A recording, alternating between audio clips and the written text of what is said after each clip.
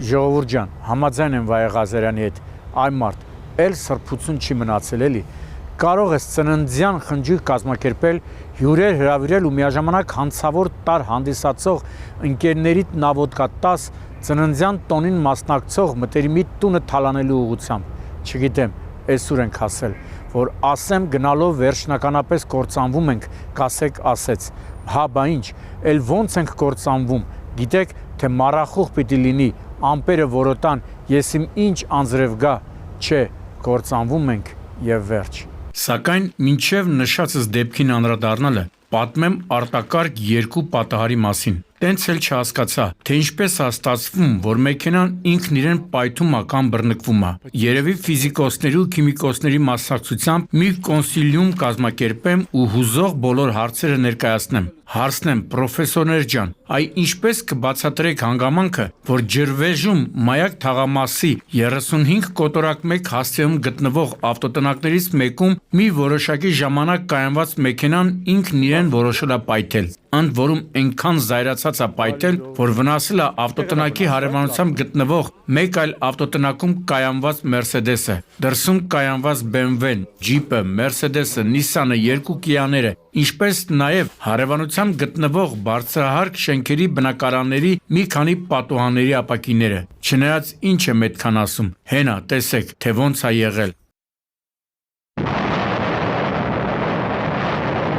Ես պատկերացնում եմ, եթե տեսախցիկը ոչ թե ամրացված լիներ, այլ ինչ-որ մեկը դրանով նկարեր, հիմա հաստատ ոչ թե մեկ, այլ երկու վիրավոր կլիներ, դու էլ շտաբօգնություն, էլ իրավապաններ, էլ հարևանությամբ բնակվող տասնյակ քաղաքացիներ, բոլորը թափով հասել են դեպքի վայր, հասկանալու, ի վերջո ինչն է եղել պայթուն փլուզումի պատճառը, այ տնաշեններ, հեսա ֆիզիկոսների ու քիմիկոսների հետ չենք հասկանում, դուք ոնց պիտի հասկանաք, այդուհանդերձ մտածել են, թե գազաֆիկացված է եղել ու գազն է պայթել, տեսել են, որ այդ շինությունում գազ քաշած չկա, հետևաբար կամ մեքենան է գազի արտահոսք ունեցել, կամ ավտոտնակում գտնվող կենցաղային հոգսերի համար օգտագործվող գազաբալոնը։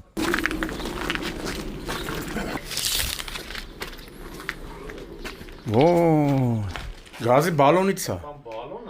Գազի բալոնը։ Չբռնեն ասեն։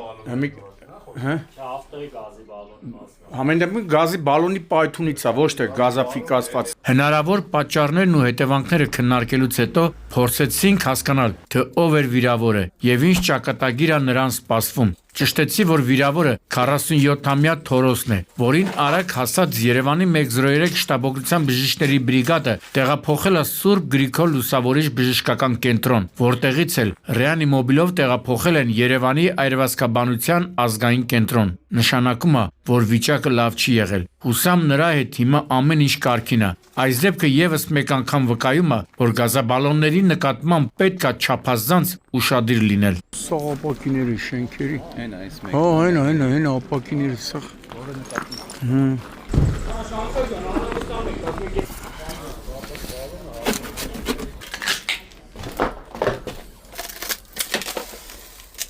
Արտակարգ մյուս պատահարը մայրաքաղաքում էր, Շենգավիթ վարչական շրջանի Կատովսկ փողոցի տներից մեկում։ Հենց այստեղից են փրկարարներն ու իրավապանները ահազանգ ստացել, որ խոշոր հրդեհ է բռնկվել ու հասնելով դեպքի վայր հասկացել են, որ ահազանգողը ընդհանրապես չի խտացրել գույները։ Հասկացել են, որ մարտական մեկ հաշվարկով ոչինչ էլ չեն անի։ Ի վերջո ամենաընդունելի տարբերակը համարել են մարտական 4 հաշվարկ։ Իսկ դա նշանակում է, որ կրակի դեմ պայքար են մղել մոտ 2 տասնյակ հրշեջ։ Այս ինչ եղավ, տունը պաժար ընկավ, всё, ասեցի։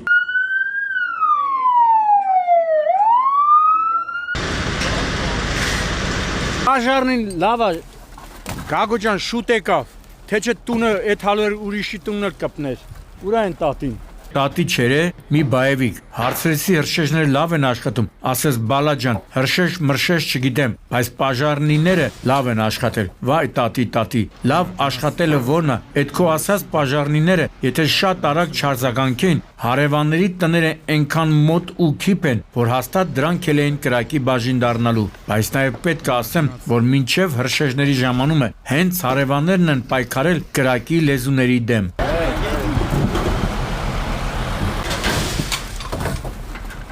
Նախնական չկա, չէ՞ ինչի՞ց է։ Ինչպես հետո պետքա պարզվեր, այս տունն էլ գազաֆիկացված չէր, չնայած այդ փաստը ակնառու էր, որովհետև գազի դեպքում պայթուն կհնչեր։ Նախնական տեղեկություններով հրդեհը ծագել է տանիքին էլեկտրալարերի կարճ միացման հետևանքով։ Այս կարգի տների համար մշտական հիվանդություն։ Ռոմանոս Պետրոսյան, այդ որ օրական սազն առնում ու նվագում ես, թե բա տեսեք, այս ինչ գործ եմ անում հետցում, ավելի լավ է մարդ ուղարկես նման վայրեր, հոսանքալարերը կարգի բերելու համար, ու չասես, որ դա ձեր գործը չէ, էլեկտրիկների գործն է, հոմ դարբնի գործ չի։ Այ հենաց։ Այ դրա վրա խփի, բուղա, ծուխ չի, Սաղ ջուր է ինքը, ձև չունի էլ կպնելու։ Մի արևոտ օր, են էլ ցերեկով ահազանգ ստացա, թե Շամշան շուտ հասի աշտարակ Վահարշապատ ավտոճանապարհի աշտարակի տարածքում մի վթար է եղել, որի պատճառների վերաբերյալ ոչ ոք գլուխ չի անում։ Հարցրի, այսինքն պատասխանեց, որ չնայած Opel-ը գրկախառնվել է Ford-ի հետ, բայց վթարը նրանց մեջ չի եղել։ Մտածեցի կարող է ահազանգողը հարբած է, անհոդաբախշ նախադասություններ է ասում, բայց ինչ որ բան ստիպում էր գնալ ու գնացի եւ չփոշմանեցի։ Քանի վիրավոր ես, այսան, երկու վիրավոր, աշտարակ բկե, չէ։ Հա։ Շտապօգնությունն է, չէ՞ տարե։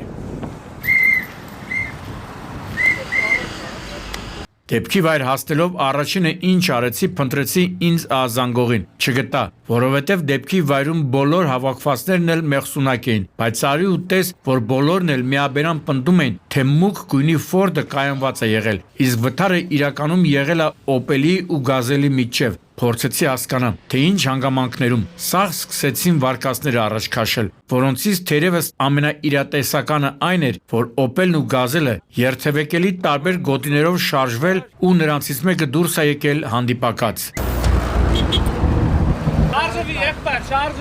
Եվ իրոք, երկու մեքենաները առջևի հատվածից էին վնասված, իսկ դա նշանակում է, որ ամենայն հավանականությամբ գործ ունենք ճակատային բախման հետ։ Իրավասում մարմինները իհարկե ճշգրիտ գնահատականը կտան։ Մեզ առավելապես հետաքրքրում էր, թե ուժգին բախման հետևանքով ինչ վիճակագրություն ունենք։ Պարզեցի, որ վթարի հետևանքով երկու հոգի, որոնց առաջին օգնության են ասել քաղաքացիները եւ օպերատիվորեն ժամանած աշտարակ բժշկական կենտրոնի շտաբօգնության բժիշկների հերթապահ տեղափոխվել են աշտարակ բժշկական կենտրոն։ Ականատեսները ասացին, որ նրանց վիճակը սարսափելի չէր։ Եթե իրոք այդպես է, ուրեմն բախտավոր աստղիտակ են ծնվել։ Ուրը բաց է, այս մարդամտեցում է, ատեան, ավիլա, սա, շիրախլա, ակոշկեներ էր բա, տեմի դուրներ էր բա։ Սաղ տարել են, էլի։ Էս էլ խոստացված տեսանյութը։ Տանտերը ցույց է տալիս, թե ինչ ճանապարհով են գողերը հասել իրենց տուն եւ ինչ եղանակով են մտել ու կատարել գողությունը։ Այն ժամանակ, երբ ինքը Արտավազդ Կարապետյանը ընտանիքի անդամների ու բարեկամների հետ ռեստորանում նշելիս է եղել իր ծննդյան արարողությունը։ Հուդան էլ էր Քրիստոսին ընկեր ընդունում, բայց 30 արծաթի դիմաց նրան ծախեց։ Հիմա այս դեպքում էլ Հուդան, ով մասնակցում էր Արտավազդի Հոբելյանին 33-ամյա Ալբերտ Հովսեփյանն է։ Ու հիմա կասեմ, թե ինչու։ Հեսա դռները ջարդելով, Էսի մի հոգու բան չի, ժողովուրդ ջան։ 3 հոգի։ Իմացել է, որ տունը մարդ չկա, ինչքան ժամանակով են գնացել։ Հենա, ալեխու կասը ջարդել են մեջին կոպեկները տարել։ Են անտակին երվյասին բանկալի։ Ստեղել են տակնու վրա արել։ Սեյֆից հետ ջարդել, սախտարել,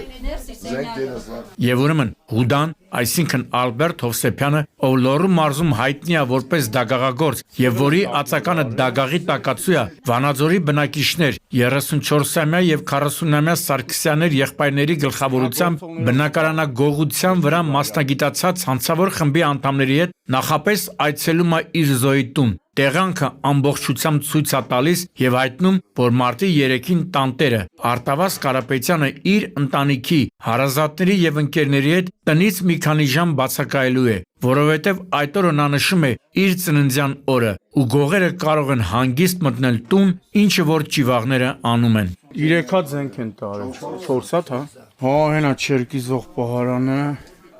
Այ հենց ստեղից էլի չել են։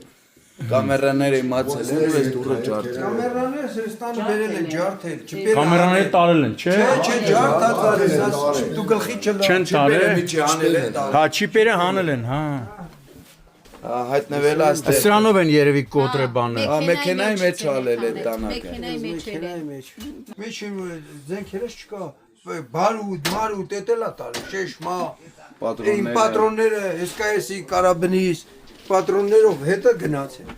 Հեսա, երևի հասկացաք, որ տեսախցիկներն էլ են կոտրել, որպեսի չբռնվեն, բայց իզուր, ստահակները, տականքները կար ժամանակ անց քրեական ոստիկանների կողմից Վանաձորում հայտնաբերվում են։ Տեսնում եք, ոստիկանները երբ ուզում են, լավ էլ աշխատում են, ու հաստատ հենց այդ խմբի անդամներն էլ հանձնել են Հուդային։ Այս սրան նմանների համար է ասում, թե ոնց կարող են մարդու այդ հաս կիսեն, ուրախանան, զուգահեռ նրա տունը թալանելու նավոդկա տան։ Ընդ որում, սա այդ խմբի կատարած գողության միակ դեպքը չէ։ Տականքները 1 տասնյակից ավելի գողություններ են կատարել, ու հիմա երկար տարիներ Բերթի բալանդը կվայելեն։ Հուսամ Հուդան ոչ պակաս խիստ պատժի կարժանանա։ Ոտնահետքերն է, չէ։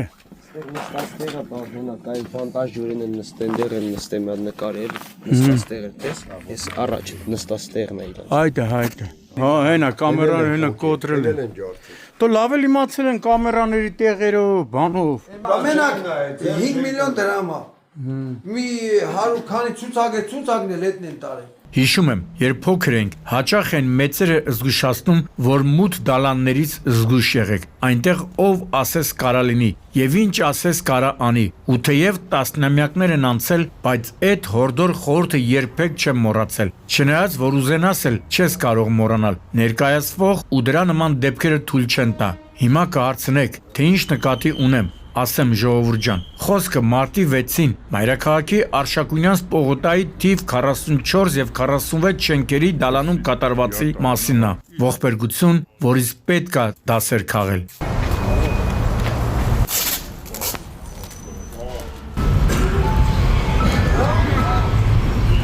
Այդ օրը ժամը 21:10-ի սահմաններում իրավապանները ահազանգ են ստանում, որ նշված հասցեի դալանում տղամարդու դիկա։ Հարցին, թե արդյոք բռնության հետքեր կան, պատասխանել են. բռնություն չգիտեմ, բայց որ մացածի մարմնի վրա դալանի որոշ հատվածներում առնանման հետքեր կան, փաստ է։ Րոպեներ անց իրավապաները ներքին գործերի նախարարի տեղակալ, ոստիկանության պետ, ոստիկանության գեներալ-մայոր Կամո Ցուցուլյանի գլխավորությամբ հասնում են դեպքի վայր ու պարզում, որ 62-ամյա Ռուբենի մահը վրա է հասել սուր կտրող ծակող առարկայից ստացված հարվածի հետևանքով։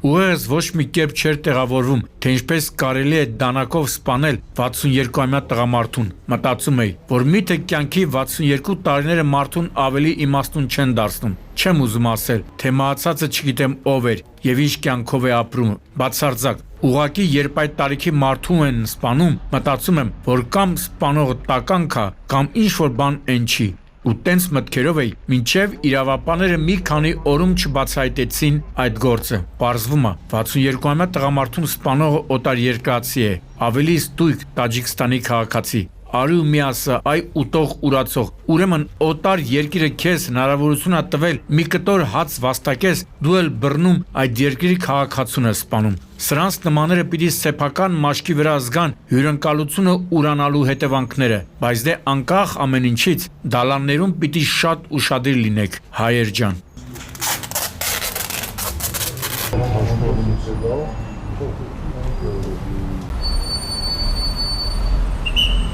Եվ վերջում ինքնավթարի հերթական դեպքի մասին, այն որ ասում են դեժավյու է, այս ողբերգական պատահարի մասին են ասում։ Հա, իդեպ շատերը հարցնում են, Շամշան, որ ասում ես դեժավյու, ինչ է դա նշանակում։ Ֆրանսերենից թարգմանած նշանակում է արդեն տեսել եմ։ Բա, սովորեք ժողովուրդ ջան, հետս գյորը չեմ տանելու։ Ու այս դեպքը, այո, արդեն տեսել եմ, ու շատ նման դեպքեր եմ տեսել։ Լավ, անցնենք մանրամասներին։ Երկու վիրավոր մի զոհ, հա։ Էս ինչ ապտո է, մենակ արագությունը կտա ասենց մի քանի ծառ։ Հազար ենք ասել, ով է լսում, որ նախքին կյանքում այս մեքենային Opel են ասել։ Այս Opel-ը կես գիշերից կես ժամ անց Իջևան-Սևան-Երևան ճանապարհի 98-րդ կիլոմետրին դեպի Երևան ընթանալիս, ինչպես տեսնում եք, դուրս է եկել երթևեկելի գոտուց, բախվել ծառերին, մի քանի ծառ արմատախիլ արել եւ կողաշրջված հայտնվել ծառերի մեջ։ Այո, առանց լուրջ արագության նման պատկեր չէր արձանագրվի։ Ընդ որում, մեքենայի վիճակը ուղիղ համեմատական էր վիճակագրական տխուր ցուցանիշներին։ Ժողովրդյան կամաց քշեկելի։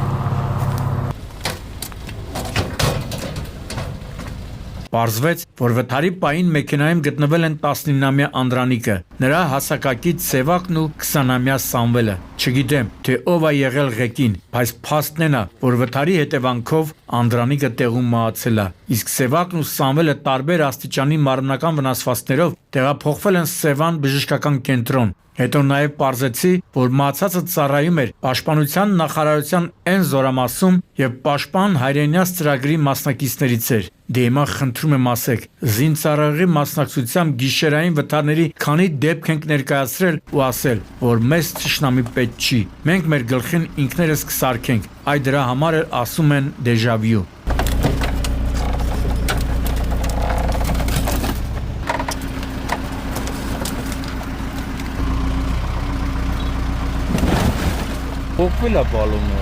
Գագիկ Շամշան, Սուրանկյուն։